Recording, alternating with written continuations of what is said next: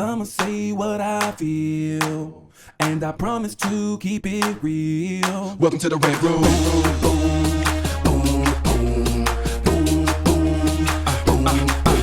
So you wanna be a writer? Well, you gotta be a writer till your fears are diminishing, the doubts are behind you. It's hard to grind in the business, got me stressed in the Rant Room. We let that shit up off our chest. You never have to guess when you're listening to Hilliard. He gon' bring more game than a shark playing billiards. It's all about the craft of screenwriting. It's exciting when you turn an outline into something enlightening. Your pen and words are like bullets in a gun. Write what you feel, say what you want.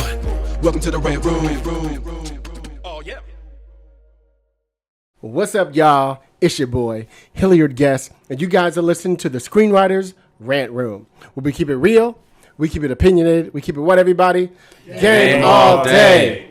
Y'all hear that chorus? Look at that. The East St. Louis Gospelettes and shit. Look at that. Walter Hawkins' cousin. Look at that. I love it. I love it. On this show, we discuss entertainment, TV, film, music, culture, but our focus is always screenwriting, stories, craft, and shit like that. Super excited for this episode. It's going to be another one, y'all. I like it. I like it. I like it.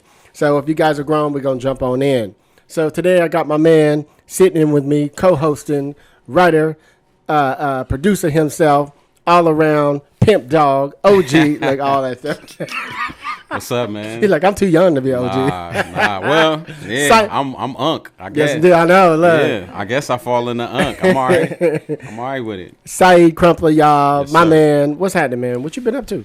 Good, man. Just locked in. Like, I think last time we talked, we had like the year-end thing. Yeah, that was a big episode, too. It was a big episode. Mm-hmm. And so I just been doing that. January, February, I was locked inside, just working. Man, I'm about to pitch a television show in a few weeks, comedy. So I'm just focused on that right now. Yeah. You know what I'm saying? Yeah. But yeah. Tell the kids a little bit about some of the stuff you was planning to do, just for the reading one script, like one script down there every week. I read Sinners. I read Marty Supreme. And there's another one I'm reading. But yeah, just getting back to reading scripts. That's good. You know what I'm saying? And just writing. I wrote a pilot, creating more. Yeah. You know what I mean? Controlling what I can control in 2026. I like it. Yeah, I'm on this new tip, Johnny, where I started like October, something like that. And I just, because I'm constantly in here like hearing pitches and stuff like that. And I finally decided, I'm like, everybody I know is taking out projects to like all their boys, the girls who they know. I'm like, I know the same motherfuckers they know. Like, what am I waiting for? Yeah. So I optioned 4 projects, 3 pilots, 1 film. I've been out with one. We have a big pitch tomorrow. Let's go. For one of the pilots tomorrow. I was telling you the list of people for the movie. It's gonna be crazy, you know. So it's like I'm finally utilizing that side of that thing that we all have, that we just be like, well, I don't want to tell them. Yeah. I don't want to ask. It was like, when you have something, that's the thing that I learned. I know we're gonna get to in a sec. That's the thing I learned though, and it's something I tell kids all the time. If you have something to offer, you're not interfering with somebody. You're not bothering them because you're giving them value. Yeah. As soon as you give somebody value, they're like, oh, well, I want that. You know what I mean? But when you nag them about something that don't do no good, then it's a problem. So that's what I learned. So on that tip, let's jump on in. We got my man in the building. Super excited. Johnny Ray Gill, actor, writer, producer, director. My man can direct. I know. I seen. That's how I'm telling you. I ain't even know. Listen. Yeah. I'll tell. We'll get I'm into it telling later. you. But Yeah, that's we're how going to I get met in. him. We're going to get in. We're getting in. Johnny Ray Gill in the building, star of our favorite series out there, Cross. Yes, indeed. We call him Bobby Trey because he got it like that. What's up, everybody? How y'all doing? Yes, sir. Yes, sir. What's happening, man? Welcome. Good to be back. Yeah, Good to man. be amongst beautiful creatives. So I'm excited to be here. Indeed. Super excited for you, bro. Let's tell the kids, for people who may have missed the first episode that you were on. How did Cross come to you? It was offered to me by Ben Watkins. Yes, sir. Shout out Big Ben. I don't think I've ever called him that. No, Hey, that's it. I mean, shit. I'm gonna call him that too. it's very fitting. Big bro. But here's a funny thing. I thought about Ben Roethlisberger. Yeah, Pittsburgh. Yeah. Because Right. Ben Watkins is a stand in the pocket kind of cat, if you know what I mean. So. Yeah. That's a good analogy. Here's a funny little side story. See, I'm actually older than Ben. And he's the first person I've ever been comfortable calling boss. Okay. Everybody else, I ain't calling you. I'm a grown ass man. I ain't calling you. Shout out to Ben Watkins, indeed. Yeah, but it was offered to me. I was actually going through the motions when I met Saeed. We were at Austin Film Festival. Right. I had auditioned for Ben, a show called Hand of God. I got a rousing standing ovation at that audition, which was nuts. And I didn't. Is that the Reverend? Is that the? Yeah, it was a Reverend I played, and then wound up coming back and auditioning for another role like a week later. And so it was one of them kind of things where you think, there's no way I'm not gonna get this. Right. And then 7 years later, you find out there's more politics attached to if you get something or if you don't get something that's outside of your talent. And so, I suppose Ben was watching me throughout the years and, thought about me for this. And we had some initial discussions about what, he was looking for, asked me to read the script. I thought it was dope. So, and then next thing you know, we going to Toronto. Yeah. If I recall, I was there part of the development of the show, and I recall the character was your name at first. Yeah, for a while. Yeah. I mean, Bobby Trey kind of rhymes with Johnny Ray. Yeah. It actually rhymes. So it is a little more southern too, right? Yeah, for sure. But it's interesting because no cap. Ben told me that the character's name was Johnny Ray in my in the script. And I didn't believe him, to be frank. Hollywood people be lying, man. Right. Especially in my experience, so that's not a commentary on Ben. That's just my experience. He wasn't. I mean, he was. I call certain people faraway mentors. So I had known Ben in the ethos of Hollywood. We had crossed paths, but he wasn't like the homie. Yeah. You feel me? So when we on the phone talking, I was in my bathroom, and he was, telling me all this stuff, and I'm looking in the mirror like, what's that? You like, man, this good spill. I was like, bro, anybody who knows me knows I have a stuffed animal collection in my house, and so they kind of like my friends, and so I was looking at him, I was like, Froggy, this nigga's bullshit. And then look, they talking back to him. I know you hear this, bro. I know you hear this, bro. I know you hear this. Crazy stuff. Exactly. And so then he sent me the script, and in the script it said Johnny Ray. Yep. And so I was kind of blown away. You feel me? I remember when the announcement came out, he was like, what you want the character's name to be? I was like, it's your character, man. Yeah. You know what I mean? So, and that's how Bobby Trey came to be. Right. So it's been a beautiful experience. It's the first time I've been on a series where, it's a true, collaboration. Right. I think a lot of times you're on a series and I think this is for, this is knowledge for me as a producer, for me as a director. Like, it really is a collaboration. I think a lot of folks get themselves in trouble by first casting bad actors, they friends and all that. Yep. And then number two, not like just being like, do whatever I say do. Right. And a lot of times, and especially when it comes to culture, Right. You need to listen to the people that you bring on board. You need to listen to your dramaturgs. You need to listen to people that know about the area, etc. And I think that's how you can dig into the nuances that create things we've never seen before. Right. We mentioned Sinners before we came on, and I think Sinners does a great job of that. I mean, you don't get those Asian characters without listening to the dramaturgs and to the historians. And I think, 90% of the time when I'm watching TV, film, you can tell nobody's done any research. And missing all the nuance. Yeah, and then what's even more insidious is if you do the research and then choose to ignore it to serve whatever story you came up with in your head. And I don't think that's how art's supposed to be. Right. Here's a funny little sidebar. So one of the things that happened in one of the early scripts is it was written, somebody said, I think Mustafa said something like, don't make me call Hilliard. In the show, and I thought that was just like a placement they were going to do, but they ended up keeping it in the show. It was a funny thing that they kept. I was like, okay, look at that. Said he was going to show up. Yeah. I thought they were going to change it, but they didn't. They kept. He was going to come in. I love that kind of shit actually, and I like just hearing that. It's like when I write, I do think of people. Yeah. I sometimes name characters people that I know or family members like all the time. Yeah. And I think what's dope about that is that he had you in mind when he's writing that script, and that's why I feel like it comes across on the screen so well. But just to go back, like the way I met him, I met Ben similar to how he met he, somebody that gives his time and energy to people that he don't have to. Right. Like he met up with me before I had anything, before I was in any fellowship or anything. The only thing we had really in common was being from the Bay. Right. And I wanted to write TV, and he was a black man that's creating television shows, but there ain't many of us. And I saw him out, and he made the time. But what's funny is I remember he was like, "You going to South by Southwest?" I was like, "Yeah." No, Austin Film Festival. He was like, "Yeah." He was like, "Man, I need you to meet this dude." Mm-hmm. You know what I'm saying? Named Johnny Ray. And he sent me the short. Right.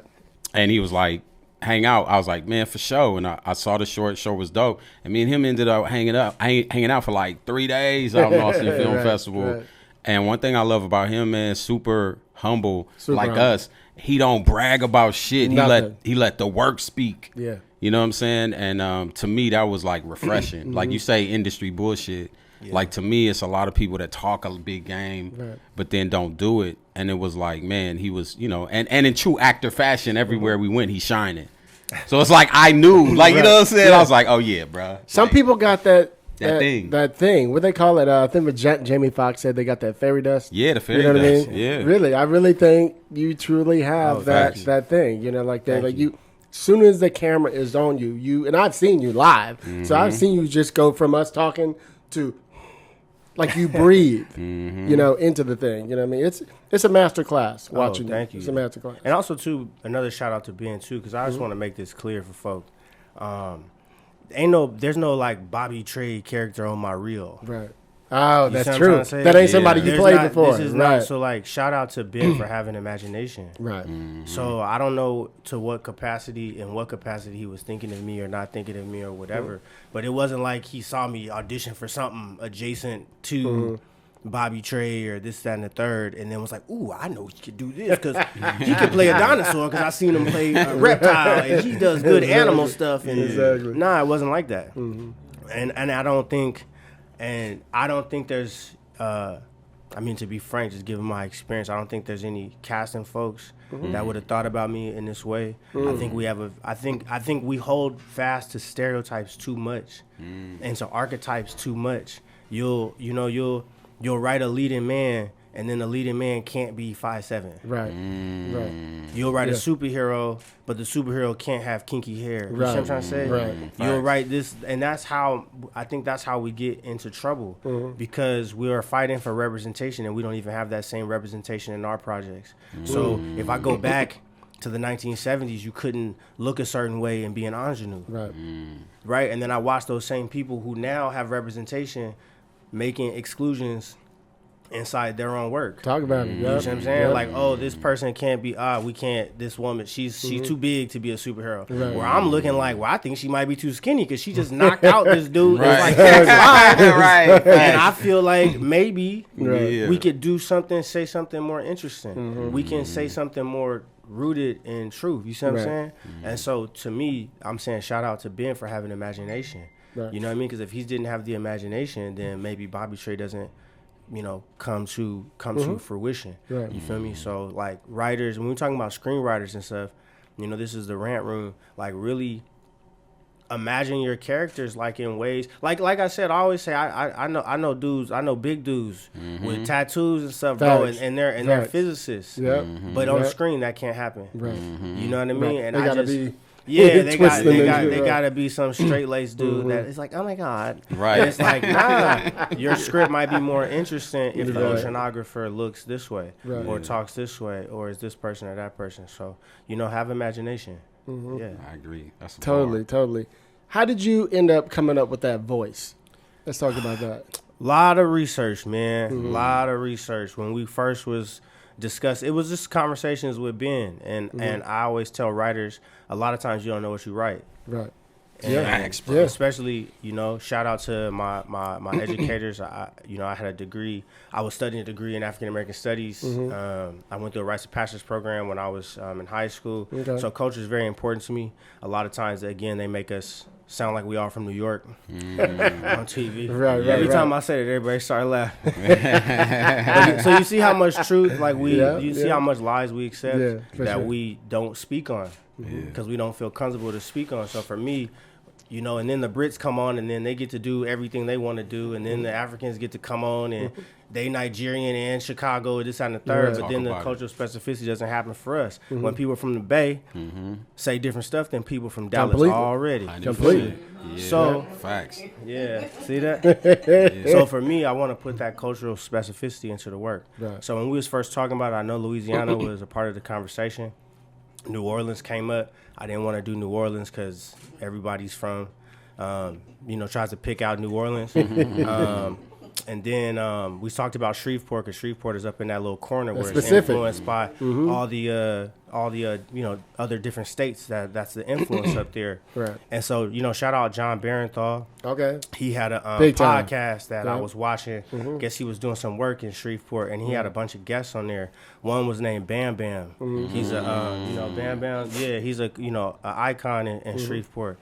And I just listened to him and his whole family, and then I had this idea. I was like, wait a minute, a lot of these cats is influenced by a lot of different things. Like some of them sounded like old unks from, you know, deep in Louisiana, but not that like Cajun. But then his son sounded like a 504 boy down to the socks. You see what I'm saying? So I was like, all right, well, I learned by watching all those different folks that people are kind of picking and choosing how they sound based off their influences, based off what's popular, etc. So for Bobby Trey, I decided to pick different pieces from different parts of Louisiana and put them together. Gotcha. And then once Ben said he was in the military, he's been to prison, he's been in D.C., all those different pit stops, I would have, in my imagination, informed how he speaks. And I know for me, I'm from Portland, but I spent a lot of time in Philly, so I you know, John might come out. You know what I mean? Right. You know, my family's from the Bay. You know what I mean? So there's certain things that'll come out. So I wanted, you know, the way he talks to be a bit of a gumbo. You know what I mean? As a, you know, obviously gumbo, y'all know where that came from. But yeah, that and then also, you know, Richard III. Richard III has a dope monologue where he says, I can smile and murder whilst I smile. And so when it came up to, you know, his philosophy, I always tell everybody, like, he was based, you know, as a metaphor for capitalism, and capitalism is incredibly violent, but it's also incredibly charming. And so it takes its time while it's oppressing you. Capitalism does. It don't do it in like a year. It'll do it in like 50 years. And then next thing you know, your shoreline got condominiums on it, and it got you to write the contracts, right? So that is more about his capitalism informs his pace and how he speaks pace-wise. You feel me? So those are kind of the elements. But yeah, man, just trying to pay homage to the people from, you know, Louisiana, and you know, do it the best service I can do. What do you want us to know? When you describe the show, how do you describe the show to folks? Shoot, I say it's a crime thriller. I say it's a roller coaster. I say it's a musing on brotherhood, especially between Aldous and Isaiah. The chemistry they got going on. I think it's it can be stripes and polka dots at some times. You know, you have a black man that's that believes in justice, but then also works for the police, and that comes with a lot of things that don't match together. I remember I was on a pod once last year, and you know, they were talking about Aldous' character, and I was like, yo, like in season 1, remember when he talks to that little boy? And he talks to the little boy on the porch. Yeah, on the porch. But simply to get the password. Yes. And people forget those manipulations, man. And I said, so now who's a hero in this moment and who's not? Right? And so Aldous is balancing those things, and I think Ben is, you know, sophisticated enough to put those juxtapositions in the movie. It's not just kicking the door, do a belly roll, get on the ground. Right. Which it could be though. This show could easily be just rounding up brothers. Yeah, you know what I'm saying? Like, and because it's easy. But again, man, the truth ain't easy like that, man. And people be saying they want to tell the truth, but then when they see it, I always say people love numbers until the numbers don't say what they want them to say. Right. And then all of a sudden it's, but I'm a Virgo. It's like, yeah, but yeah, you did some science, and the science ain't say what you thought it was. Math ain't math. Now you don't believe in math no more. Okay, you know what I mean? So for me, like, I think when it comes to Black people, Black culture, the diaspora in general, I'm always in the books. I am always in the histories, right. Because that informs me as a person and as an artist. And everything I'm trying to do is trying to, you know, pay homage to the depth and breadth of Black people, because that's not what has transpired. And I think too many of us are not telling the stories that are in service of us. They're in service of what certain people have said is profitable for our stories. Yeah, For sure. So and the latter is not necessarily of my interest. Real quick, one thing I love about Alex Cross and just the show is like it's funny, man, because I'm watching it, and like I said, bro, you got the hardest intros. Oh, thank you, bro. It got to be in your contract that it's like I ain't doing this unless it got a dope intro. Like, you know what I'm saying? I wish I had that kind of control, but I put it like this, man. There's no, how do I say it? It ain't. I don't think about it like that, man. I just get a scene and go cook, man. Yeah, I can tell. That's all it is, bro. I don't really be thinking about none of the other. I don't know if I can say shit. Oh yeah, you say shit. I don't even be thinking about none of that shit, man. Like, I don't. I get a scene. It don't matter who in it, Meryl Streep or there's a microphone, and they gonna get that work. Yeah. They gotta come play. To me, it's like hooping. So, how many minutes, Coach? 12. Yep. Excellent. Here's a cool thing I love about Johnny. This is something I seen working with him. He likes to go into a place, like we might have not a lot of time, but he will go in and really like sit in there for a second and feel it. Like soak it up. He's becoming the surroundings. Yeah, it's past the set and the cameras. Yeah. He ain't being quiet. He's thinking. Yeah. He's concentrating. He's figuring out, choreography in his head. Probably. I'm just assuming. Yeah. You know what I mean? Like, I can feel you doing it because you like the Black James Dean. Here's what I mean. I remember when he told me that. Here's why. I was like, here's why. Here's why. That was you a see, good compliment. I'm a James Dean head. Here's why. Here's why. Shut up. Y'all learning some shit. So, Jack, go ahead. So here's the funny thing. James Dean was known for almost every take. He did something different. I can't think, and I've been on the set with you, I can't picture you doing the same take ever. You might stay close in the realm, but something, it might be the last beat. You'll give him a look. You'll give him a growl. You'll give him a something to hit the button on every time. Ain't nothing in life the same. Right. You can make love to the same person and it'll be a 10 out of 10 every time. It's going to be different every time. That's true. That's Facts. You feel me? Yeah. And so I think you have I learned that from theater. I mean, first of all, when I'm coming to a space, a lot of times they want TV, especially TV, to be really fast, right? Yeah. But for me, I'm like, this is the first time I've been in this kitchen. Yeah. Or this is the first time I've been in this room. And so if you want me to experience the room as if I've been in here before, I need some time to figure out, where do I put my dish towel? Like, if you got a dirty dish towel, some people hang it on its edge. Some people put it on the door. Some people throw it underneath something. I need to figure all that out. And so that comes from when I was in drama school, we studied this this philosophy called viewpoints. Okay. And viewpoints, one of the tenets is architecture and what's your spatial relationship to the architecture. So that's what I'm thinking of when I'm kind of first entering. I can see that. Entering the space. But if we take the first intro of season 2, all the movements are relatively the same because, and even in theater, like sometimes, in theater sometimes you'll meet actors that are really like, I'm floaty, like I feel like I should go over there. And I'm like, yeah, that's great, but there's no light over there. Yeah, exactly. So you aware too. Yeah. So you can't. So if you can't really feel like you need to be over there. That's nuts. You see what I'm saying? Yeah. So you can't like drastically change what you're doing, but you may turn, and then.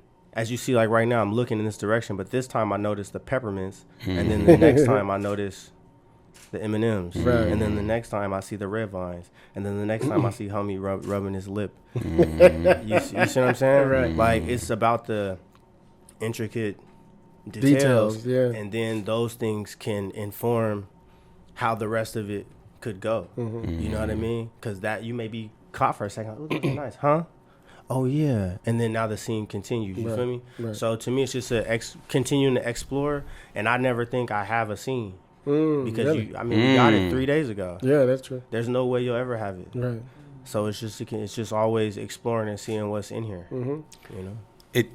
Speaking on that, he did something in his intro in season 2 that made me just think, because is when the officers come to put the cuffs on you, you lunge forward and they lunge back, and just with that, I know that you a threat. I don't need to hear you say nothing. There's no dialogue that needs to be written.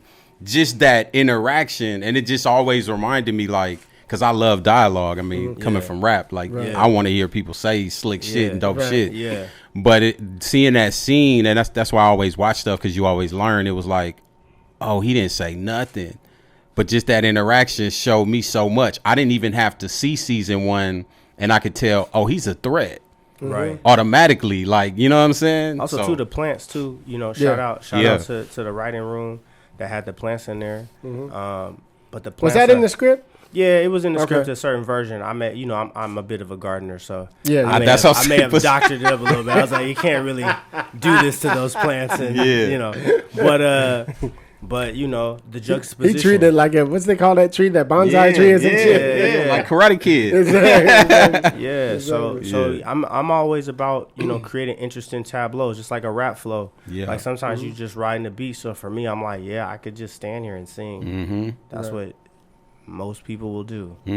But if you've been in prison for a long time, and again, you talk about your special relationship, you're not just going to stand in the middle of the prison cell. Right. That's a good point. You see what I'm saying? You're going to have maybe your plants or your imaginary friends. Maybe so that's where the singing to the plant came from. We're going to waltz together. We're in here together. You love me. And then these people are interrupting my fucking flow. Yeah, and they're going to come in here and beat on me. Right. No problem. Bobby Trey doesn't. I don't know if Bobby Trey cares if he lives or dies. So what we own. So I'm going to sit here and let y'all do y'all thing real quick. Then all that is going on, and then you hear a voice that you're not, oh, right. This is new. You understand what I'm saying? Like but that's a moment to moment to moment to moment. And that's what we're doing. None of us knows what we're going to be doing 15 minutes from now. We think we have a schedule, but then you might get cut off in traffic. There's all these other things. So it's just a moment-to-moment exploration that's tied to a very specific blueprint. You feel me? And anybody who's danced before, you know that if you salsa or merengue, sure, there's beats, but you're feeling it in the middle. If you play sports, you know that when you play football, you rehearse the play like 100 times. Like go watch a football practice. They rehearse the play 100 times. You got to run this route 7 yards. If you run it at 8, it's an interception. Like if you run it at 7.2, down and out, bitch, not down and out. Exactly. Yes. Anybody that's when they be yelling on the side. Like if you see the quarterback now, he's like, man, you did out. You need to go in. But then watch this though.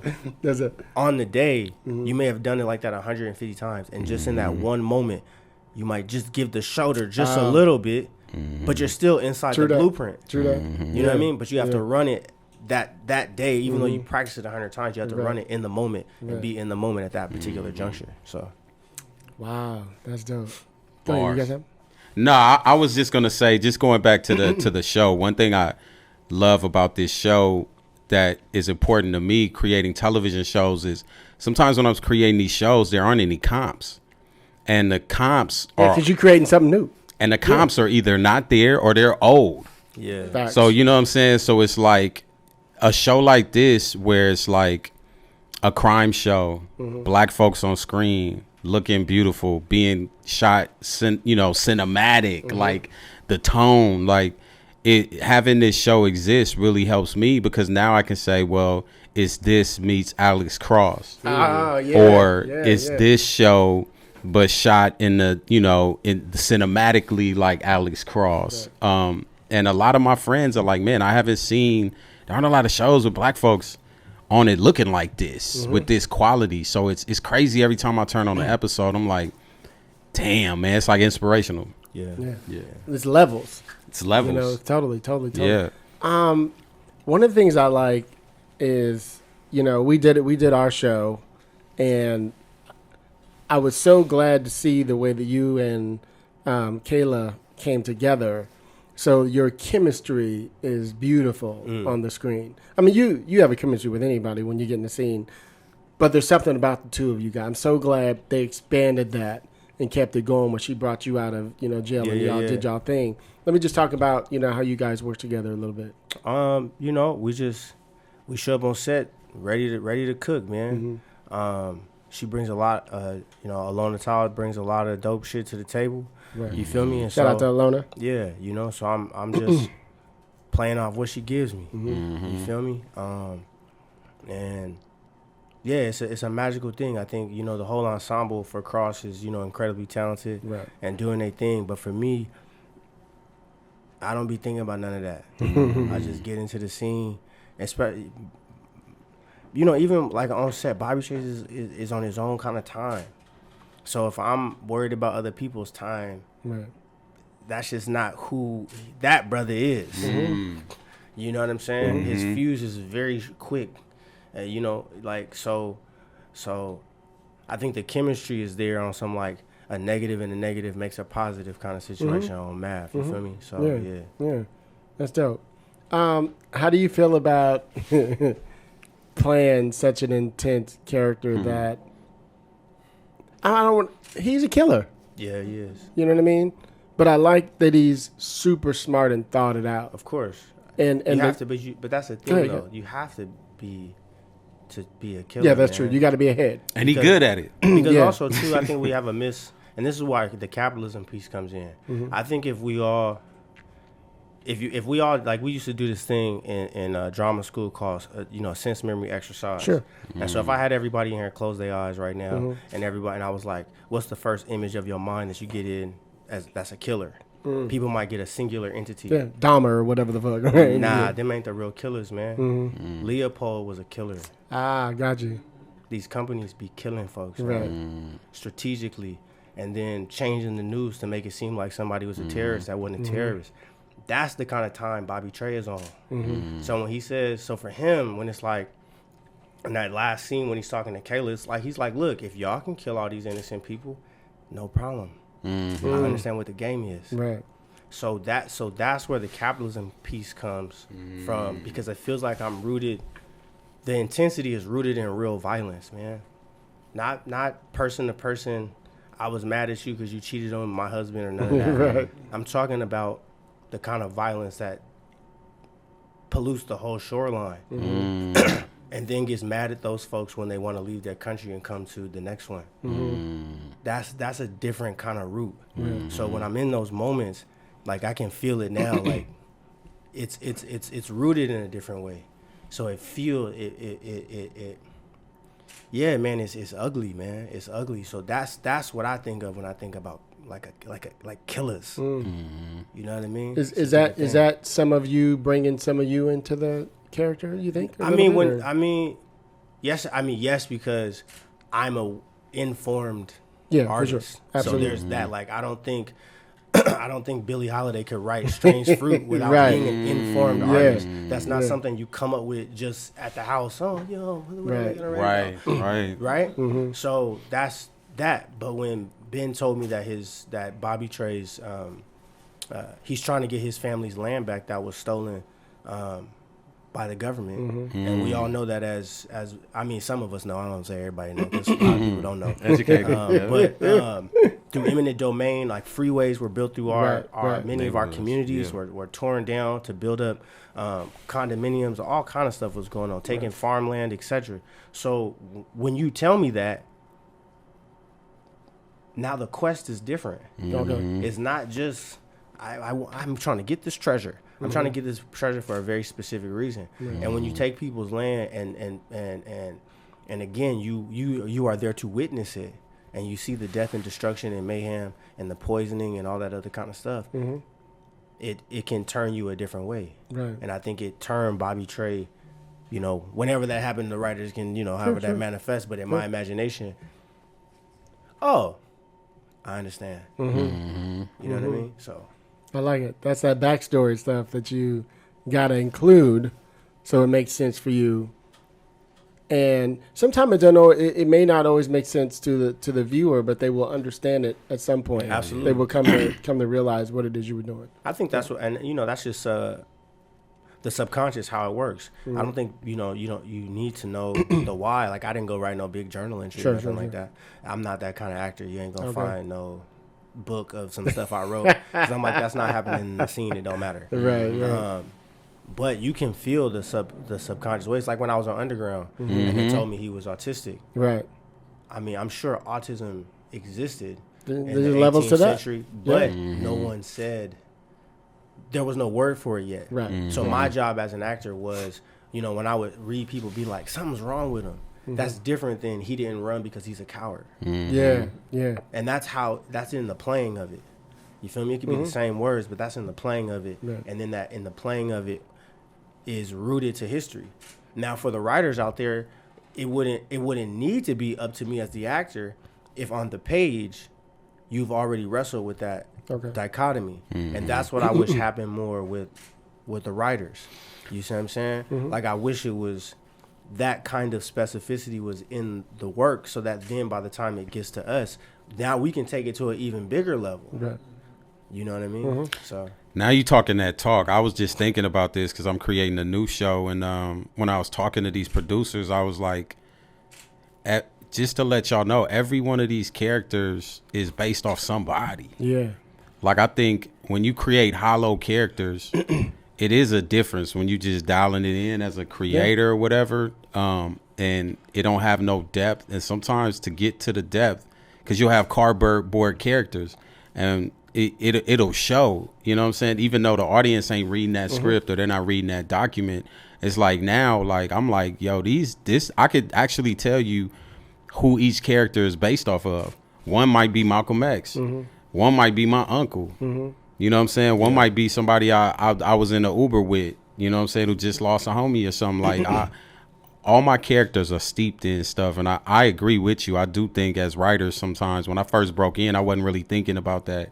Like, like really sinking deep into every character. You know what I'm saying? Yeah. And I think when you don't have actors, this is the reason why casting is so important. You know what I'm saying? You look at all the great television shows, amazing cast. Crazy. Atlanta, crazy. Cosby Show, crazy. Like, you know what I'm saying? Living Single, crazy. Like, you know what I'm saying? Like, so it's like, but you still have to do the work, even in the creation of the show, to make sure these characters feel real, so that when it gets to a Johnny Wright, like, he's like, oh, I know exactly what I'm gonna tap in, and you got the mix here for me. Yeah, like, you know what I'm saying? And so, like, now when I my pitches now, I'm like, she's a Libra because of this and this, and because she's a Libra, these are her conflicts. Right. Like, you know what I'm saying? Like, I go that deep now. Smart. Like, you know what I'm saying? So anyhow, I feel you on that, bro. Yeah. I think it's always important that, we do a lot of pitching. Man. I think it's super important the best way to keep somebody invested is for them to understand. You know what I mean? And so for me, I'm constantly trying to find ways to make sure that you understand why. I love that. That's deep. I'm gonna steal that shit. Do it. Do it. You know what I mean? Yeah. But that's dope. I love that. And it reminds me of like one of the projects I'm working on. I noticed early on when we were developing the show, the pitch was short for a different show. And I was talking to the writer. I was like, "We're missing these things are missing." And he's like, "Oh, well, I was just trying to get through it." I was like, "You can never just get through it. You have to put it all out there. Let me pull it back." Yeah. You know what I'm saying? But put it all in first. I don't care if it's 25 pages long. I'd rather it be long and we could cut it down to 15 or whatever. You know what I mean? Bro, I just had a pitch just to add on top of that real quick. And I told the producers it was coming in at 25. It needed to be 20. I was like, don't cut it. Because Sony's gonna cut it. They gonna cut it. And I was like, I'd rather have it be full and they cut than it be short and me making up shit. Facts. You know what I'm saying? So I told them ahead of time, like, look, they gonna trim 5. And when we had that meeting, just like you said, they was like, you need to cut 5. Great. I already knew that. Like, you know what I'm saying? And I agree. You can't, man, you gonna work on this show for like 3-4 years. If you don't love it, it ain't no dialing it in. ain't nobody gonna buy it. It has to be like you said, like you told them, like, nah, man, it ain't no dialing in. Get back in here and get to mixing. It's gotta have passion. Yes. Like you gotta be involved. It's gotta have energy. Yeah. You know what I mean? Like all those things. But yeah, I agree with you. This is dope. This is dope. Let's talk a little bit about your writing. Sure. Tell us Talking about what type pitching, of. I just won the climate pitch at That's right. That's right. Show Film Festival. But that ain't fair. You an actor though. You know what I'm saying? Yeah. But no, congrats. I did cook though. No. I ain't saying you didn't cook though. You still got to do it though. It's some actors that's bad pictures. Oh man. So. He said, "Oh man," he said it like he said, "Oh man." I had one yesterday. Damn. Yeah, nah, I'm just playing with you. But yeah, so it's a script I have out here that I'm writing now called Land Pipe. Tight. Yeah, and so Ben actually helps with that pitch. Good. I'm a fact finder. You know, like I'll write something and say, "Hey man, like how does this?" You know, and we'll, you know, shift how it gets, you know, performed or, you know, all that kind of figuring out how to shape it and stuff. But yeah, with that project, again, it just goes back to being connected to the freedom movement and wanting to see things we've never seen before. Like, I know there's characters in here that's never been seen before. This is about two oil tycoons. So there's kind of research that was, you know, had to go into it. I'm learning about blocks and mineral deposits and the conversation that's happening between Saudi. Those rabbit holes we go down. Right? Yeah, but like to me, that's got to be in the project. Yeah. You know what I mean? And so like, you know, quite frank, a lot of times when I read a lot of our stuff, somebody will be a consultant and they'll be in, you know, the high-rise apartment with the red bottoms on. But I'm like, I don't know what this person does. That's not an architect. Right. I can tell by the way the set design is in the building. You know what I'm saying? So it's like a dressing on top of a bland salad. Where for me, I'm like, give this black woman or give this person, show me that they're an oceanographer. I want to read your script and know that they know about whales and stingrays and all that. Right. And for a lot of our stuff, that's just not the level of depth that's on the page, like at all. She'll, you know, there'll be an oceanographer in the monologue during the exposition. It's like, you know, when I was 16, I always wanted to be. I love dolphins, and then it's a romantic comedy that she falls in love with a surfer. It's the I Want song. Yeah, and That's funny. Yeah, and then I'm like, damn, now I can't finish watching because I wanted to know. I wanted her to see. I wanted her to figure out what's going on with these manta rays and why the married. You understand what I'm saying? And then I watch white people stuff. Yeah. And then they'll get an Oscar because the whole script is about the manatees and now they're friends. And you remember that documentary they had with the octopus where he was friends with the octopus? Yeah. And I'm at home saying I want to do that. Okay. Good. It'll be great to do that. And so for me, when it comes to me as a writer, that the specificity that I have as an actor, as an activist, as a historian, I'm trying to put that into the work. And I do think it's possible to be swaggy and tell the truth. Yeah. And a lot of times they make it seem like the two are mutually exclusive, and they're not. You feel me? Because it's not mutually exclusive for all these other people around the world that are making movies like City of God and Tootsie and Parasite. Right. I can go down the list of movies that are actually about something. Yeah. No other choice. I just saw. You know what I mean? And they're swaggy. They got style. They're you know what I mean. This and the third. So I think it's possible. You don't forget them. Yeah, you don't forget them. Yeah. I think it's possible to have informed characters. And still make the money you trying to make. Exactly. How did you start shooting your short films and stuff? Now you moving to features and pilots and all that. I went to film school. I went to Temple. Shout out to you. Okay. And so they would always just say, you know, write your backyard story. And so my thesis film coming out of Temple won the $10,000 grand prize at Hayden Films. Whoa, where my 10%? I was coming out of undergrad. I had a lot of loans, man. It went to the loans. It went to the loan people, man. Shoot. Sally Mae again. Exactly. For example, where's that movie? Yeah. For example, where's that movie? Yeah. What he just said. He said Sally Mae is a gang. Yeah. Where's that movie? Yeah. Do you, everyone? Do you? That's what I'm talking about. Right. Yeah. Where's that movie? And nobody's writing that movie. And black people could write that movie, especially because Sally Mae took advantage of a lot of us with those Parent Plus loans. Facts. But no one's writing that movie. And no one's calling them gangsters. And no one's doing the research to figure out what Sally Mae was doing behind the scenes, even though they were just investigated, all those companies were just investigated. No one's doing that research to then put it in the script to then make the TV series or the film. Right. Yeah. So that's what I'm talking about. Gotcha. That's not what I'm reading, and that's what I want to see. So that's see what happens when you start the ancestors start. They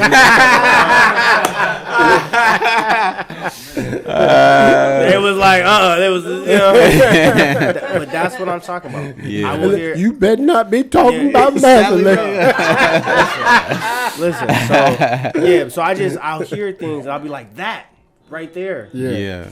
And then people ask you, what are you looking for, like in a meeting, and I'm trying to articulate it, and it's that. Because Mark Ruffalo will be in that movie. Yes. That's a fact. Yes. And then he'll win 17 Oscars. Yes. And then we'll be upset that we don't have any Oscars. Yeah. And I say, we could have wrote that movie too. You feel me? Anyway, where were we? We're talking about your short films and what made you start doing it. So I just started shooting, bro. I just started shooting. I've directed 7 You got movies. a great eye too, bro. You do. A great eye. Oh, thank you. Just wait till y'all see Green Shoe Music. I just finished shooting that. Can you tell us what that's about? Yeah, it's a music video art piece. It's going to be the music video for my single off my album, Screenplays. Let's go. That, That's what I'm talking about. Hopefully comes out later this year. That's what's up. But Green Shoe Music, it's it's an exploration of what happened in 2022 during the Uvalde shooting in Uvalde, Texas. It's about a pair of green shoes that come to life and rap about the who, what's, where's, when's, and why's and how's of that shooting. Nice. There was a little girl named Matei Rodriguez who was so unrecognizable after the shooting that they could only identify her from those green Converse. So I wrote a record from the perspective of those green Converse. That's fire. So it's a half live action, half animated project. Dope. So I just got done shooting that joint. I'm very proud of it. I can't wait for people to see it later this year. So yeah, man. That's the kind of work. That's the kind of time I'm on. I guess. I like it. I guess you can. I guess like you. it. You know what I'm saying. I guess you could say because Screenplays is the conceit for the album is that every song is a story. Every song is a storyline. So it's think like a modern day Slick Rick meets Nas kind of situation. Nice. So he goes to a studio and he's pitching, and every pitch is a movie, and every movie is a song on a record. Oh, that's tight. How come everybody in the audience go, I sure would like to hear how that go. I don't know. I don't think he got no real bars. I think he lying. You'd be sadly mistaken. I go, Saeed said he wanted to bend. Nah, bro. Listen, man. I don't. Nah, man. I don't, we gonna collaborate. Though. Yeah. We'll do that. Yeah. I never think artists when they make a transition have retired. They're always never. They're dormant. Nah. He's a bear in hibernation right now. I am. Nah, I'll come out for you though. Yeah. You know what I'm Because saying? I still use I haven't acted since 2004, I think it was 2005, but I still when I write something, I'm up on my feet doing it, so I feel like I still it's still sitting there. Yeah. It's a little rusty, but it's still there. You know what I'm saying? So I like that. That's good. We still gonna get you to get some bars though. We are. Let me ask you a question though. When you approach, what commonalities do you see from doing music and acting? Because I usually talk about the similarities between music and screenwriting, but let me ask you similarities from music and acting. I will say when I was recording Green Shoe Music, I had to record that joint 4 times. Really? Why because I couldn't figure out how that song specifically. I couldn't figure out how to rap it from which perspective. Because again, it is a character, so I was like, "Am I the?" So you rewrote it several times too? No, I didn't rewrite it several times. I wrote that in probably 2 weeks. Okay, I remember I seen Matthew McConaughey at the White House with those shoes. Oh, right. And it pissed me off. Because I was like, those shoes get to go to the White House as a product. But those kids would have never been able to go to the White House. Those teachers would have never been able to go to the White House. Uvalde's one of the poorest cities in the country. None of those people would have ever been invited to the White House. But these shoes are. Interesting. and it felt like a Nike ad to me. So that's how the record started. So the writing of it, I don't want to say it's easy, but that came quickly. Sure. But when we got to the recording, because I say Green Shoe Music has just been a very important totem in my career, just because it's taught me how, like, some things do have to take 5 years. Facts. Yeah.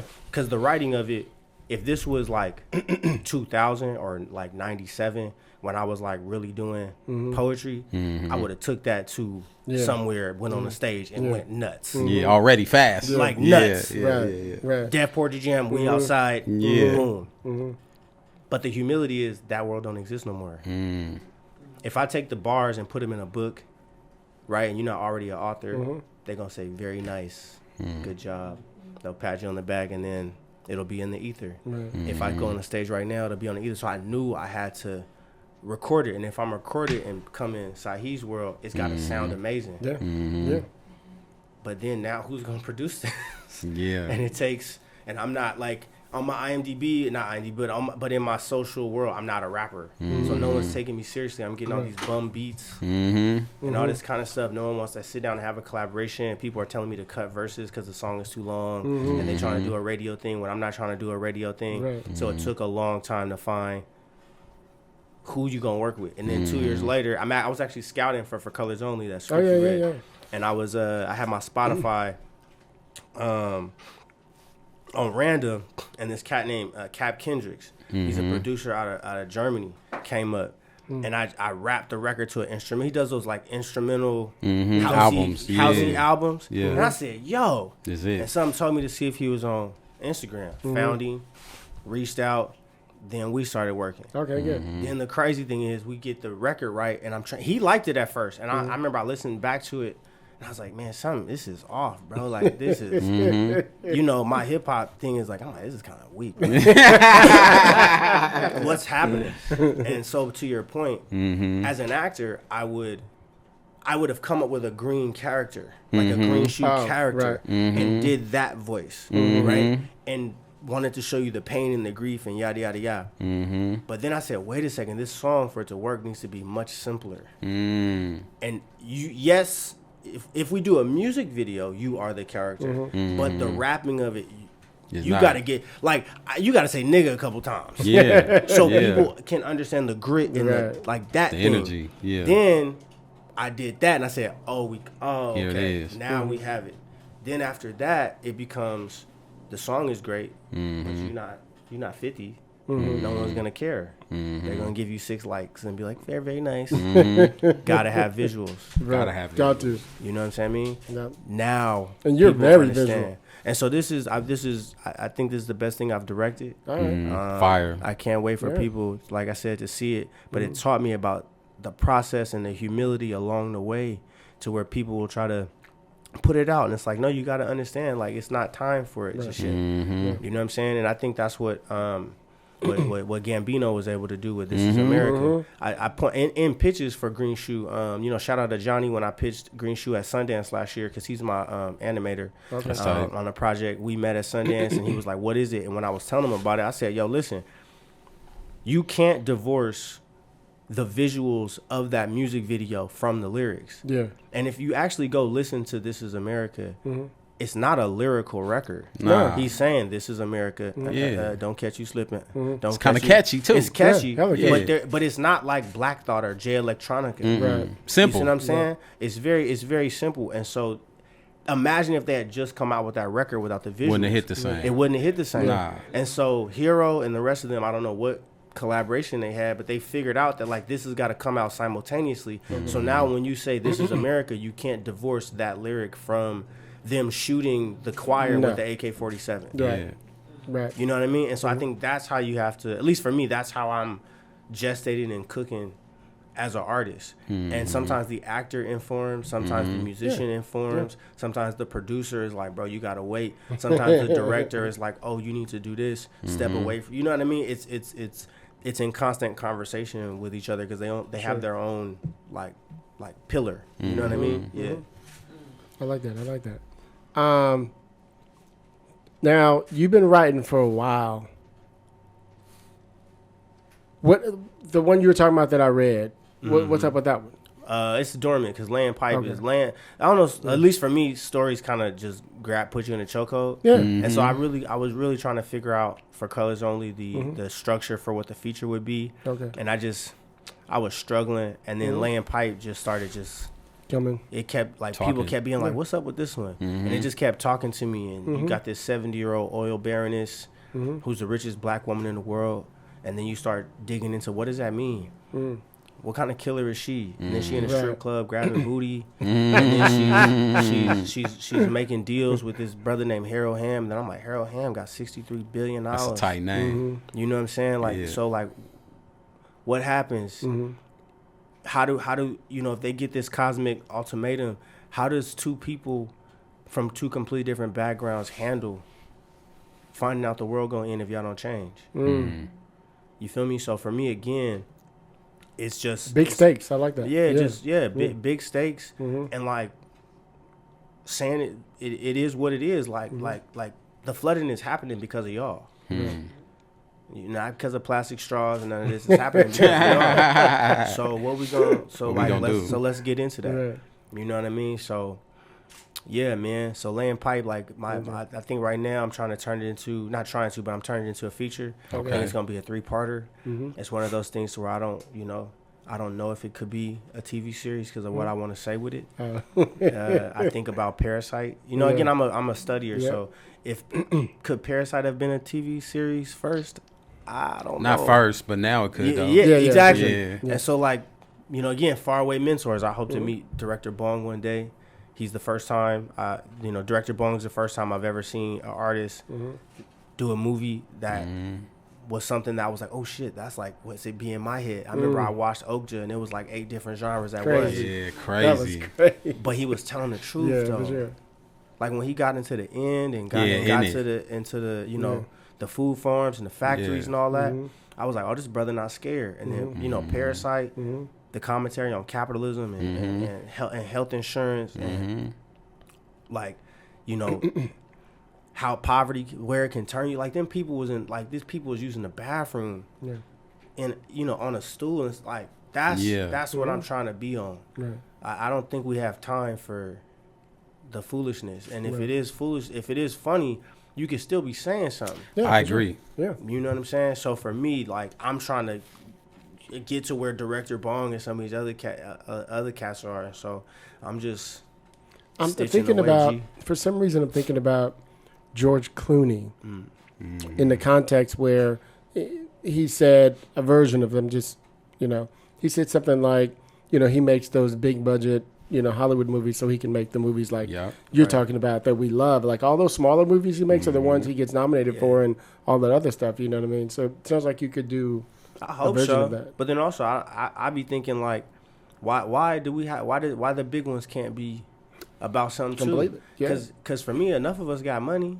True. This is like when I heard the Oscar So White situation a couple years ago. I thought a lot of that was bullshit because I'm like, this ain't like 39, bro. It's a lot of Negroes with cash. Right, for sure. So this like and Oscars isn't about who gets nominated at the back. It's about pre-production. Politics and all that. It's about pre-production on the front. It's about if you decided to tell the story about Sally Mae being gangsters, but you decided to tell the story about the people on the south side of Chicago being gangsters. Yeah.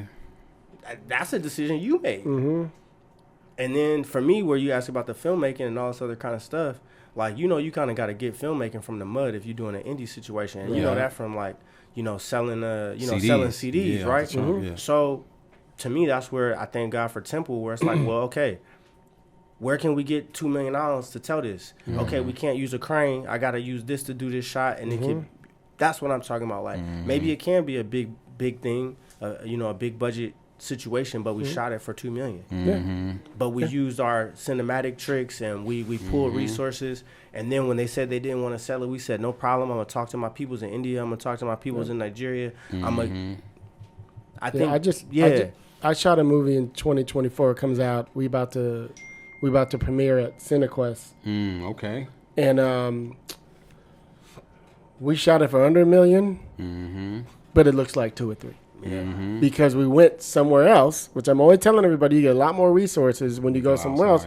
But we need to be in a place where we're getting resources here. Facts. In LA. That's real. You know what I mean? It's ridiculous. The incentives suck. They're a little better with the new thing they have, but it's still not. No, it's still not. Yeah. I think people are, and you know, from my experience, people are experimenting with different business models from the filmmaking side.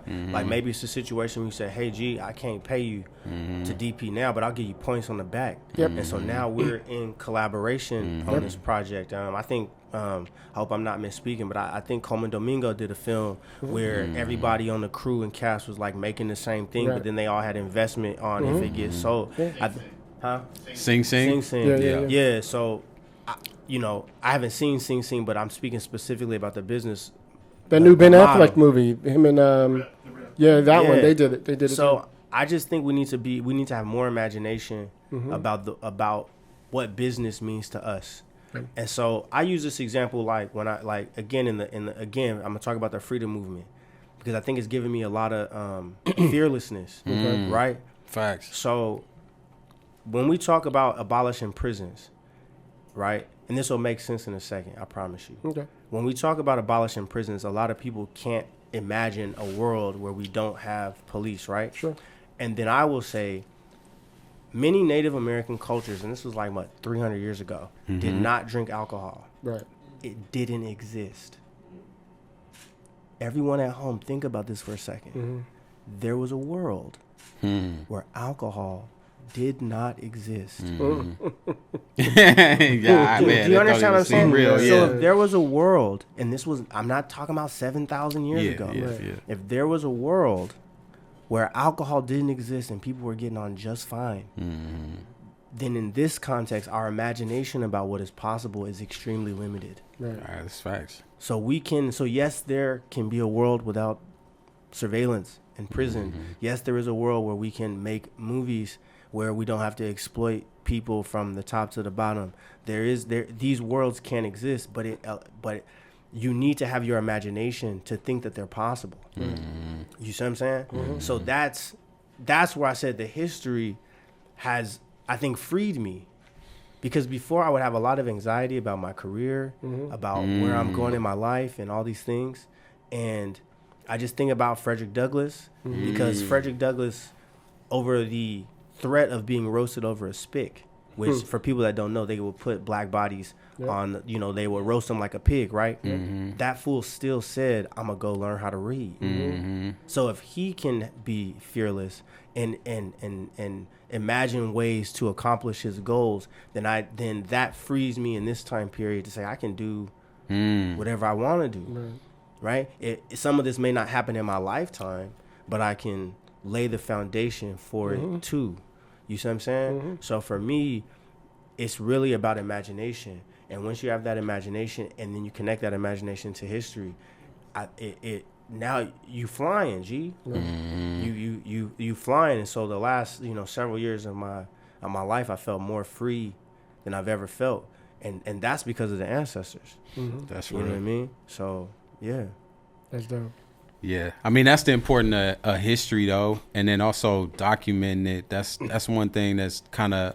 I saw a story yesterday, like it was something about Rosa Parks did yoga to help her relax, and I'm like, bro, that's crazy. Like, you know what I'm saying? And it reminded me of that, and I think that's another thing we gotta start doing in these movies is like showing that even though they was revolutionaries, they had a life. They were people. Like one of the key scenes from Malcolm X movie I love is when Denzel's talking to damn, I forgot her name. Amazing actress.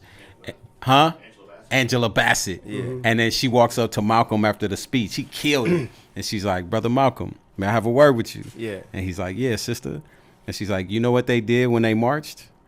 He said, what? They ate. Yeah. And I was like, bruh, like that's to me. That would have gave me up quick. Yeah. You'd have been like, we married up. I'd have been like, yo, she's the one. The one. Yeah. I mean, they did. He did.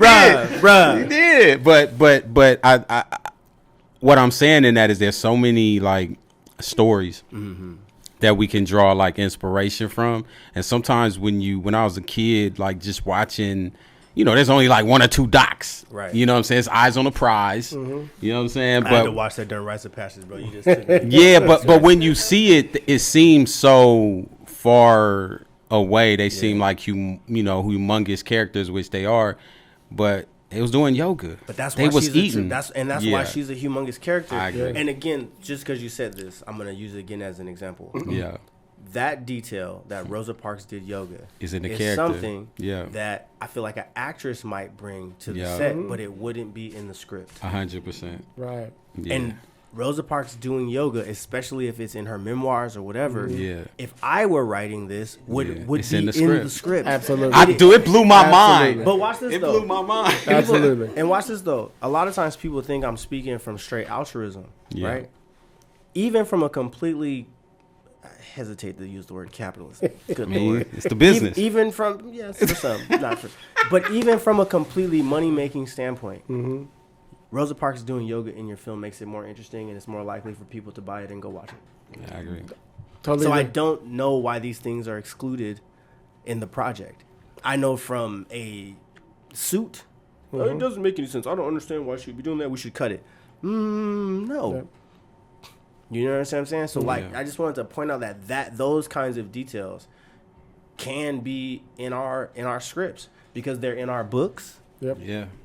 Right? That's what makes so many of from Terry McMillan, Toni Morrison, like those details are there. Yeah. And I think we can, I want to look at Black American cinema the same way that and hold it in the same regard that we hold Mexican cinema and African cinema and Korean cinema and Japanese cinema, this and the third. And I think a lot of us, from a Black American standpoint, are taking an easy way out, simply doing romantic comedies. And it don't even be no sauce in a romantic comedy. It's like, I love you. No stakes. You hate women. Right. I hate men. Now we're together. You know what I mean? Like, yeah. So, but yeah. Exactly. I feel that. So we have a room full of filmmakers, writers, actors, directors, everybody. Anybody have any dope questions they wanna throw out to my man Johnny Ray? Come on over to the mic. That's a dope hat. Introduce yourself. Jaquez Buckingham, writer, actor. So I appreciate what you said about the hat. The question that I have for you, I'm gonna say this as a compliment because it's always said in such a way that it feels like a compliment, but I take it as really not. But man, you're a very deep brother. Oh, thank you. You're very you can tell. You can tell that the education, the thoughtfulness, the research, all that stuff matters in the stuff that you're saying. So you talked about being fearless. In those same examples that I've gotten as a writer, where you have the details about Rosa doing yoga and you got the detail about he always turns the coffee cup to points northwest, whatever, and then it hits those pages, that page count, and they tell you, okay, well, we need to cut this out. Or you get that note back that, well, this isn't as important. Let's push the action. Let's give it some more rise in action there. So how much do you just say, with that fearlessness, bump that, I'm going to have what I have in here and somebody's going to want it? Or do you, I hate to say it, but we get there sometimes, chase the market and say, well, they're going to cut the check. So I think it depends on you. I think it depends on you. I think it depends on the story you're trying to tell. Some of the people that have sat in some of those rooms, you know, Saheed and Hilliard can speak more to that. But but also too, you got to kind of, I think sometimes you got to hide in plain sight. You be like, yeah, I'll cut that. That part. yeah. And then on set. Here's the You see what thing. I'm saying? Here's the thing. This is what it's a very good question. Thanks for that, Super good Jaquez. question, Yeah. bro. Here's the thing that I found is happening a lot when you put in, let's call it nuance for the sake of an argument, and they tell you, hey, we don't need her doing that scene. Usually what I find is missing is no tie-in to why they're doing that. So that's, for me, that's what's usually missing. So it might just be some random scene of them doing yoga, but what you didn't realize was, just spitballing, 2 weeks ago, the doctor told her that if she didn't do something, she was only going to live for 3 months. So you missed why she decided to do this. Now she's eating better. Now she's doing. You missed the point. Right. So I would be setting up a why so that there would never be a reason of why do you have that scene in there. Right. You know what I mean? For me. Right. I think I definitely think that's a piece of it, and I think it's just contextual, brother. Like, yeah. I think there's that, I do think sometimes you got to hide in plain sight. Yeah. I think sometimes you just got to let the actor bring it and then put it down and then be like, oh, it's undeniable. It's too interesting. Mm-hmm. But then also, like my grandma would say when we play dominoes, all money ain't good money. I think we really have to, I'm going to take a Black Thought line from that song Education where he was like, be careful who you treaty with. And I think in this game, we make treaties with people and we already know they got smallpox. So I think there are a lot of ways to get, and especially this is why I be leaning towards like features. Mm-hmm. There's a lot of ways to get your project made, and I think for me, there's some projects I know that I will be comfortable selling, and there's other projects I'm like, nah, this can't go that way. And if it takes me 5 years or 10 years to get it made, then no problem, because that's the fearlessness. You know what I mean? I don't believe that like one project is gonna save the world or whatever. I find solace in that it's made, and then hopefully it can get made. But if it gets made the wrong way, that might even be worse than the script just being there. So yeah, but I think it's like I said, it's contextual, bro. It's a lot of layers to it. What you guys say? Yeah, I was gonna say I think one of the hardest parts is convincing somebody why something needs to be there. And I think one thing that's been working for me lately is showing them videos. Like I had a situation recently where like in the Bay, there's tons of car break-ins. Mm-hmm. And so much so that there's like commercials for window replacement every second coming on TV, right? So it's like when in my show an ad comes on for window replacement, they may be like, why the fuck is that in there? Yeah. But I'm like, well, here's a video. And then I send them a YouTube video of all the car break-ins and the news. The mayor last week got her car stolen outside of her thing. So then I show them that, no, the reason why this is here is because I feel like it's just like with music. You got to have a cult following. So if I'm making something that's about this city, if I don't have that in there, then the legs of this house is wobbly. So I'm making sure, even though they don't know, I'm making sure. And then they begin to trust you. They're like, okay, well, shit, this YouTube video shows. Yeah. And so, he's thinking one ahead. And so I think sometimes it's just convincing them. And one way to help do that is because, like you like to say, for capitalism, they like numbers, they like engagement. So it's like you have to like kind of show that if you do run that question, then you do have to show like, nah, this is the reason. And this is because later in the thing, when the car break-in happens, like Hilliard said, that's crucial moment, the broken window means more to him than just a broken window. That was a soft setup. You didn't even know was coming. Because to you, you have a lot of money. So to you, because, sometimes you picture people that are rich. This would be real. So it's like to them, a broken window is just a phone call. For him, a broken window is, bruh, everything is bad. Yeah. I can't get my kids to school. I can't get my kids to school. I don't have no money. My daughter about to get in the car. I got to get these pieces of glass out of the car. Like, so, what did they take out my car? Yes. Yeah. So what I'm saying is sometimes you just have to like, and this is where the salesman part come in and the marketing and stuff like that. Is like you have to kind of, when you do get that note, don't get upset. Just like reinforce like, oh, well, check this out.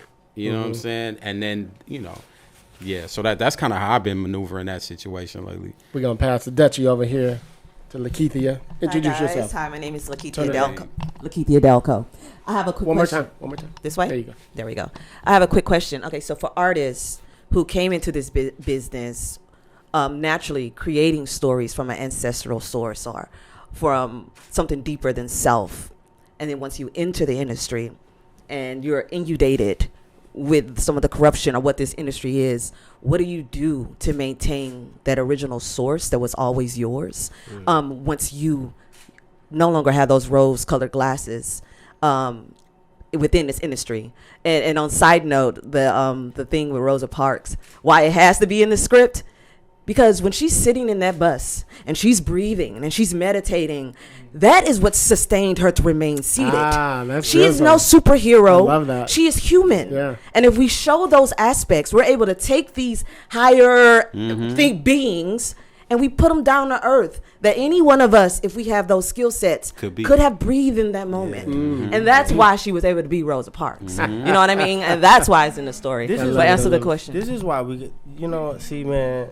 Get into it. This is why we gotta stop casting some of these celebrities to do our parts. It really bothers me, man. It's very difficult. There's a certain Oscar film with a certain person that I don't think is an Oscar film, and I just be looking like, I know how they're in the movie, but it really bothers me because they don't do that with white characters. Right. I don't turn on Saving Private Ryan and see Eminem in the movie. Right. I don't. I don't turn on and see. I don't even turn on Oscars and see Bad Bunny.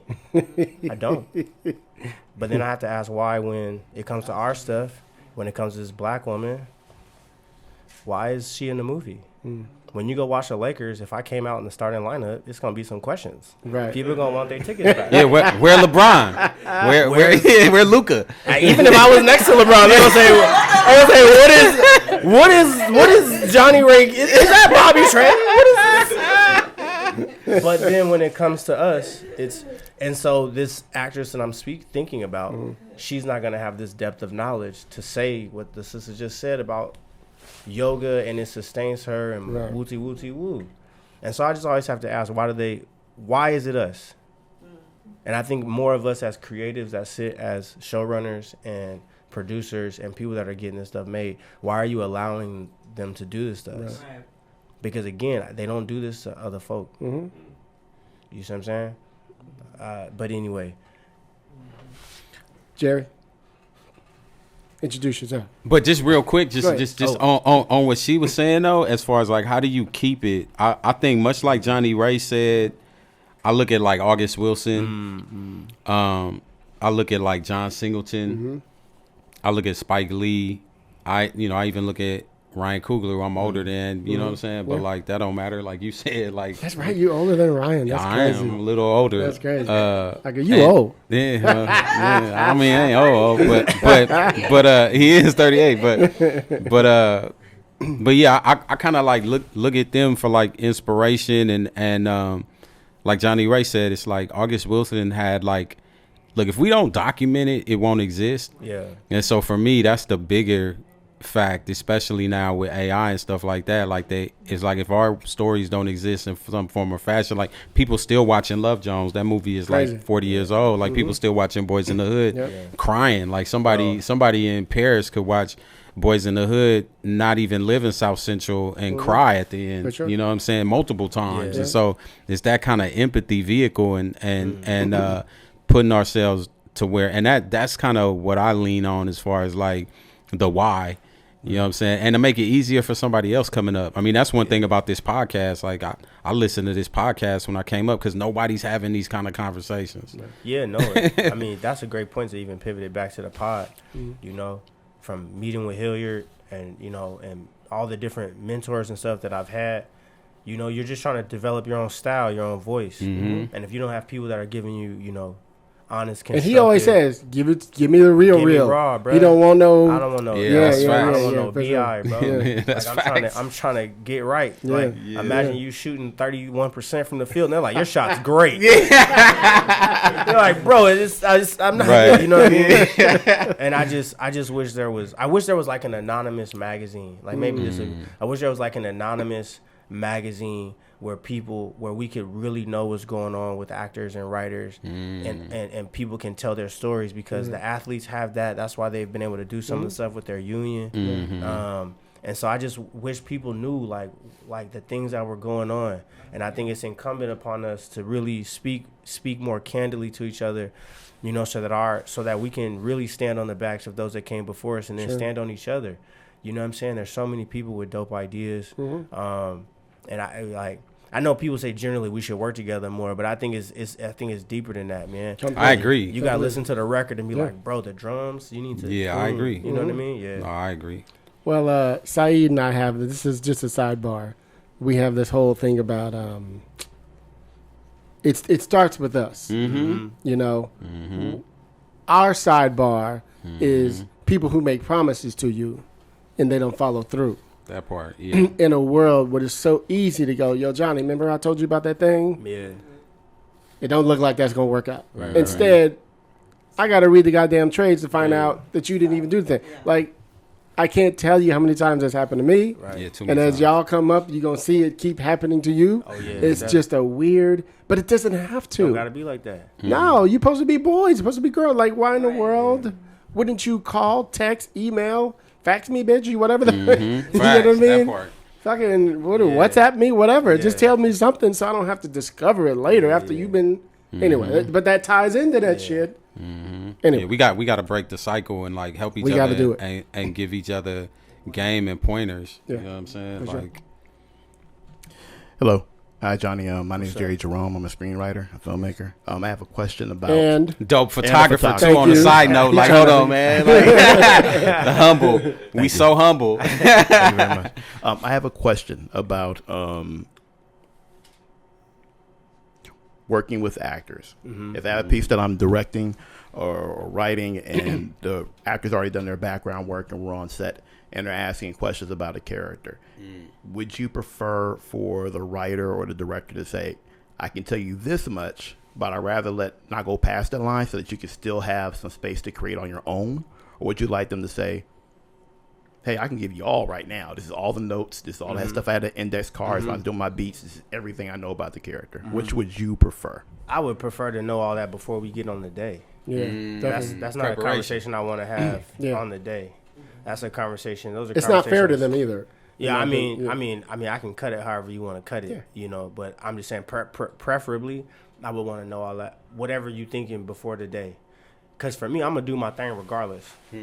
You know, to me, directors are like coaches, and so like the best players, like LeBron's, like, all right, got it, I understand the concept, but I'm gonna do me. Right. I'm gonna do what I'm gonna run the play. I'm gonna run the play. Yeah. You know what I mean? So like, I want as much information as you can give me, and then I'm gonna filter that through what the scene is trying to accomplish, what I want to accomplish in the scene, what I want to, you know, say about the character, etc. Like no amount of information is gonna hinder me from, you know, creating as boldly as I want to create. But the more information that I have, I can tailor that boldness to the project and to the script, because I'm not just gonna be doing cartwheels for no reason. Right. You know what I mean? Like I'm not just bold, you know, just doing wild shit for no reason. It should be in service of the project. It should be in service of the character. That was a great question because Yeah, I very do good. think one of the things, even the fear for me, because I want to direct a short, is You have you know, to do it this year. No, I know. have to I do mean, that's why I'm speaking it. I know. Yeah, for sure. You know, words become things. Johnny said he's starting it. See, Yeah, but one of the fears I always hear is like, what do I say to the actors? Like, you know what I'm saying? And I think part of that comes from we just don't have much dialogue with y'all. Like we you know, like we see y'all when it's table read. Like, you know what I'm saying? Like what I wrote my episode is, Right. hey, it is what it is, but I'm not directing. But I think, like, do you have any, like, do you got a few tips for like a director talking to actors? It's so funny you just said it. So like when I was filming Green Street Music, we're shooting this elementary school, and I think we had 8 background quote unquote background actors, right? And so there's this police like tableau where inside this school the police are in full like riot gear and they're like frozen in time. Oh, okay. You know what I mean? That's tight. And so when we first started, you know, I'm explaining to them for what frozen meant, etc. And when they started doing it, I was like, this is whack. You're just like not moving. Oh, And interesting. then this became an acting exercise where I had to, as a director, explain to them that just because you're standing still doesn't mean that you're Yes. froze. Like, who are you about to talk to? Right. And then one of the sisters was It has like, to come to life. That's tight. I was like, so that then it became like in that moment, it needed to become a drama school 101 class. Okay. Real Right? quick. Real quick. Yeah. Because I'm not going to get what I want as a director, right? And then the sister was like, well, what's our motivation? Because some people be asking. Right. Actors don't ask what's your motivation is. But I said, let me break it down for you. First of all, you doing this project about Uvalde, you came here and didn't research about any of that. Yeah. So that's on you as an actor. That's, first of all, nuts. But there were 21... Because now it's time for me to... Yeah. Yeah, tell them what it is. There were Yeah. 21 people that were Yeah. unalived by the police. And our cities are poor because the police have too much money. in Uvalde, Texas, specifically, at that time, I believe it was 40% of their municipal budget went to the police. Wow. They're outside. And everyone always says, "Wow," when I say that. Go home and look. The vast majority of our cities, it ranges between 25 and 35%. Okay. So when Karen Bass was cutting sanitation, she was doing it so she can give more money to the police. So, yeah, I know, crazy, ain't it? Yeah. So I said, so when they're out, so you guys are. This is a performance. There's blood here. What were you? Right. It needs to come through your feet. Like, I need to feel. Also, there was a brother, for example, like, people do things on set a lot of times that they wouldn't do in real life. And I'm all about real life. Yeah. So, for example, I had a brother, supposed to be looking around the corner. And he was looking way out here. I said, "You're only doing that because you know there's no bullets coming your direction." That's fire. You know what I'm saying? Because you that ain't how you gonna look. That ain't how you gonna You're look. Dead. It's gonna be part of your eyelash. Yeah. You real quick. Yeah. And I told him, I said, a lot of you guys, I don't want to diss no shows. A lot of you guys are used to uncomplex television, and so that has informed your ideas about these things. So that then when you see 12 Years a Slave or Saving Private Ryan, when I mean Saving Private Ryan has one of my favorite openings. When that thing comes down, everybody's dead in a millisecond. Yeah. I mean, this is crazy. And again, I think we have these.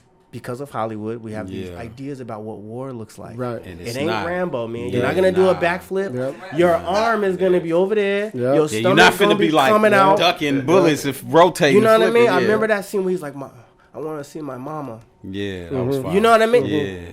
That's what this scene is. Right. Yeah, that's tight. All of a sudden, now their body looks like it's filled with something. Yeah. Are you looking, you understand what I'm saying? So for me, sometimes on the day you have to do that. But if you don't have that knowledge, now you're just kind of talking about something that's arbitrary. When I'm like, bro, like the way your back is against this thing climbing up the stairs. If it's bullets flying, you're crawling. And again, most of these people be talking a lot of talk. They're not ready for this, man. So yeah, folks are afraid. So how does that manifest inside your body? You see what I'm saying? I would also add, I love that you used the movie reference. Yeah. That's one way to do it. Remember, think about this. You've been in the studio where you wrote a song. Yeah.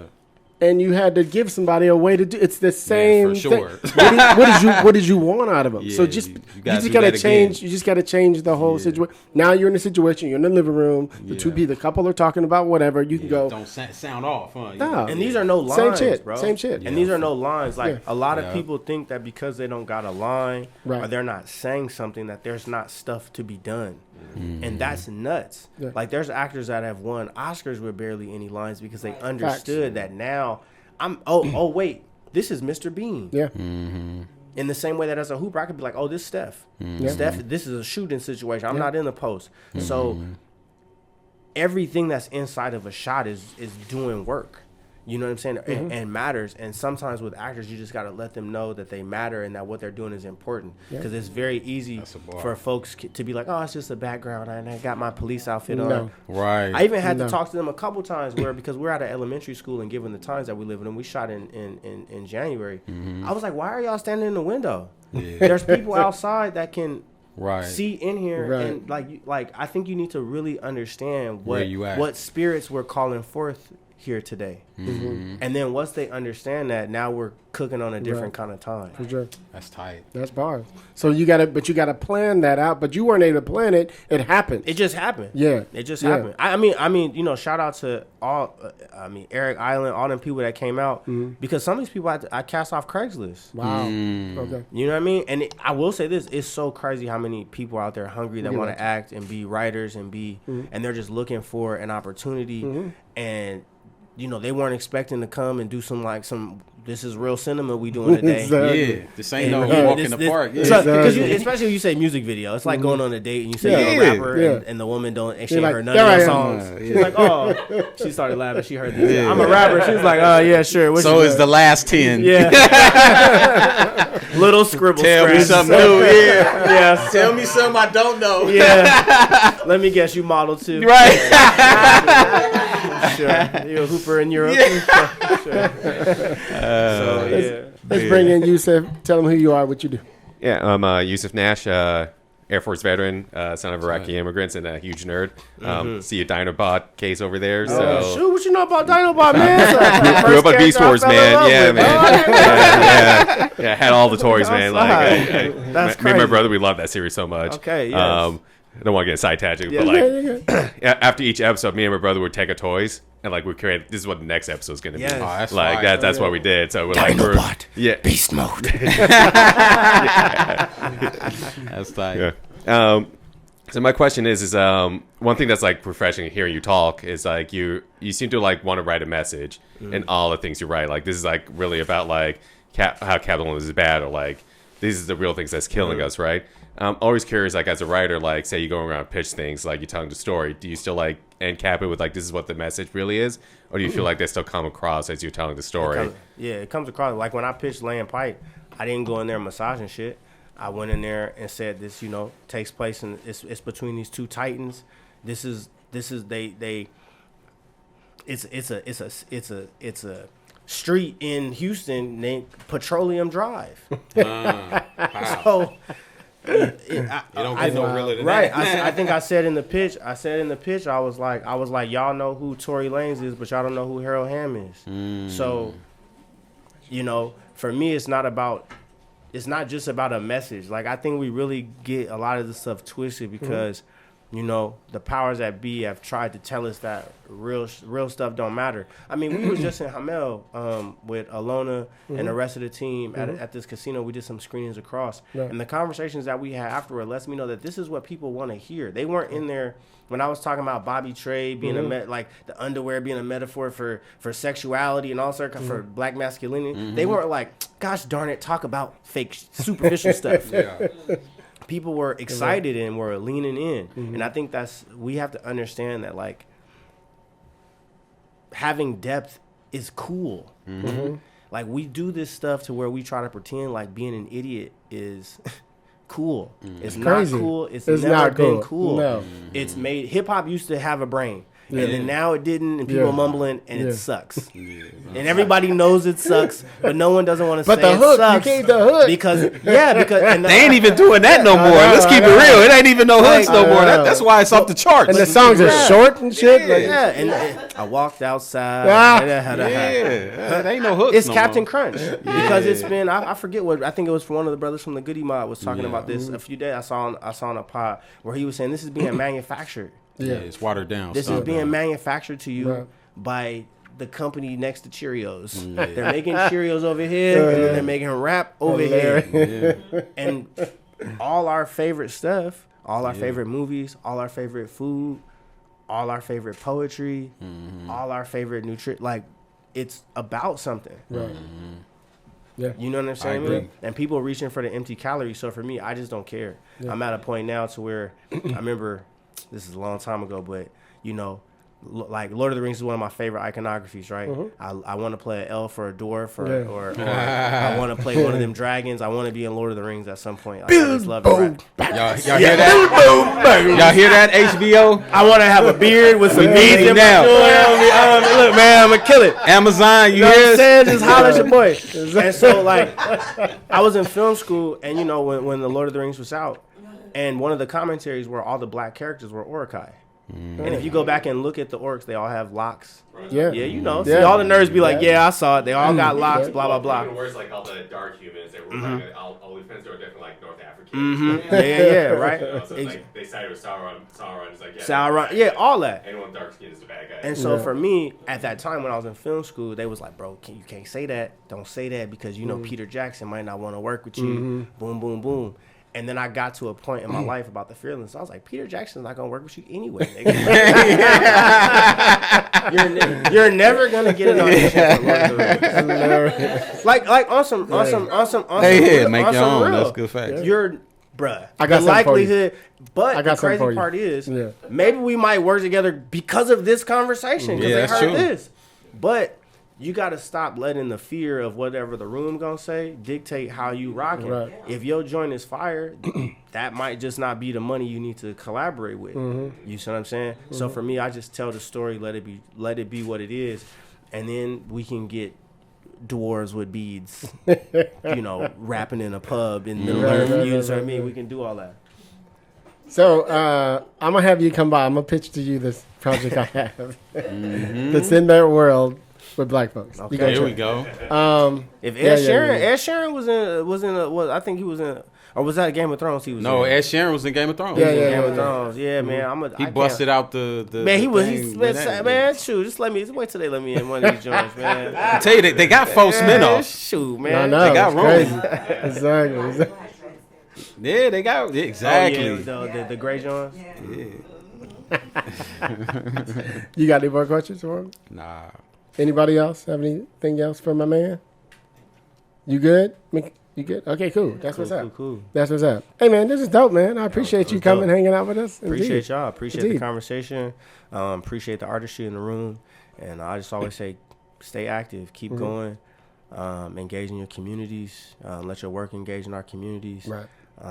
Comedy, romantic, it don't matter. People should be rooted in something. Right. And I'm telling you, it's just going to make more people want to watch your project, man. It just is what it is. So Right. keep going, keep striving, keep elevating. We stand on the backs of those that came before us, looking ever upward, reaching ever backward, marching ever forward. Yeah. Wow. And just for y'all don't know, they already got season 3 coming. Yes, indeed, of course. I have no idea about this. What's your that is out of my jurisdiction. what's your intro on season 3? Shoot, I don't know, man. I don't know. Okay.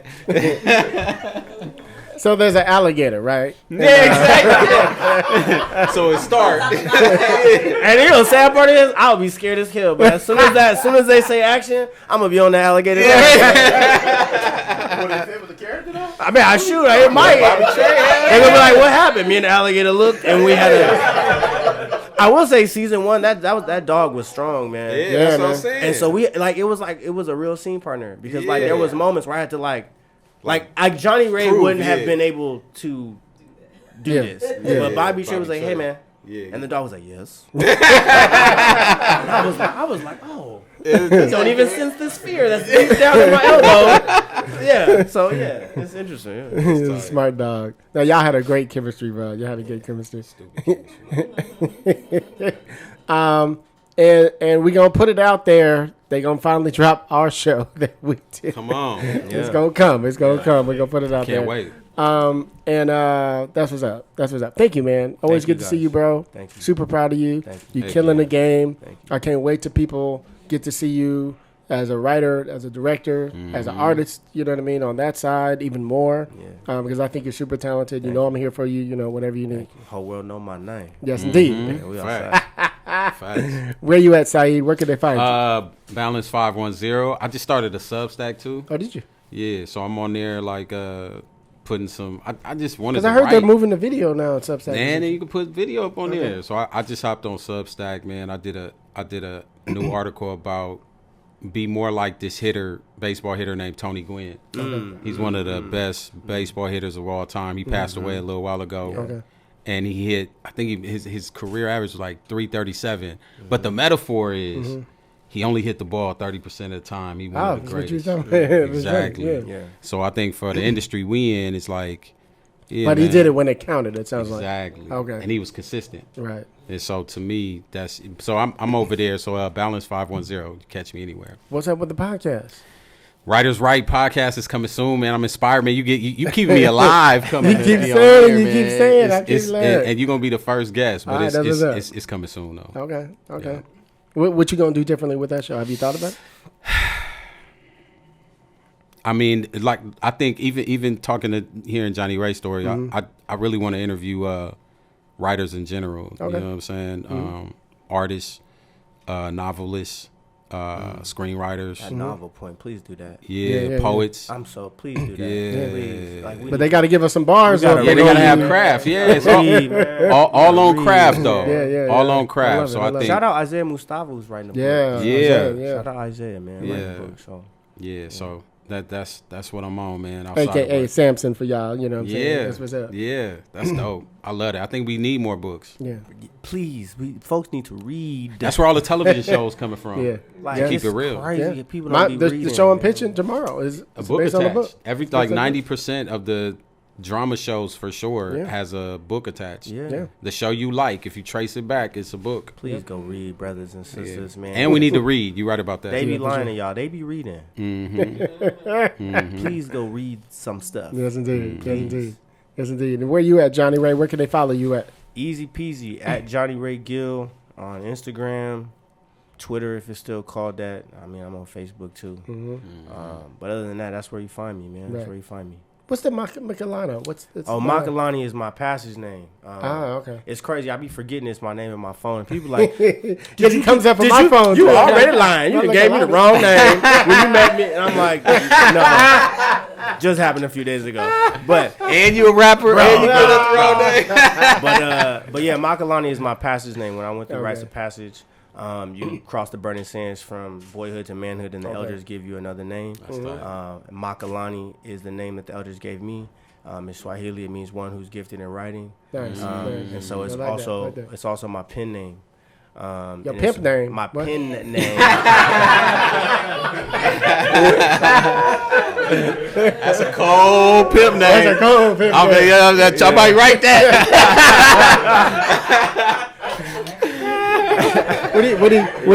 What he say in Black? He said, "Mama Wildy." Yeah, so the name means a lot to me. I got it in high school, right before I went to college. So yeah, man, Makalani. So and that's the name I'll be going under. You know, when my album comes out. So it's cool. It's like I won't say it's like a different persona, but like directed by Johnny Ray Gill, written by Makalani. Okay, I like that. That's dope. That's dope. When can we look for it? The music video will probably be out sometime in April. All right. Yeah. April, May. It's coming. We in post-production right now.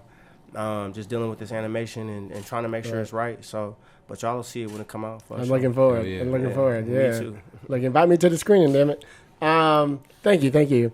And I'm your host, Hilliard Guest. You guys can find me on Twitter. I still say Twitter like I'm cool.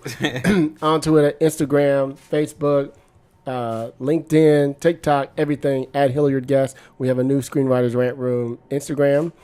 We have a new Screenwriters Rant Room YouTube channel. Loving it. Make sure you guys subscribe. All these videos, you see we're recording these. Got my man Joshua. I call him on the ones and twos. Like, you know what I mean? Like he cool like that. My man Josh, thank you very much. We got Jerome also on the ones and twos. I call everything with the cameras the ones and twos. You don't understand. You ain't cool like that. Thank you guys. Appreciate both of y'all.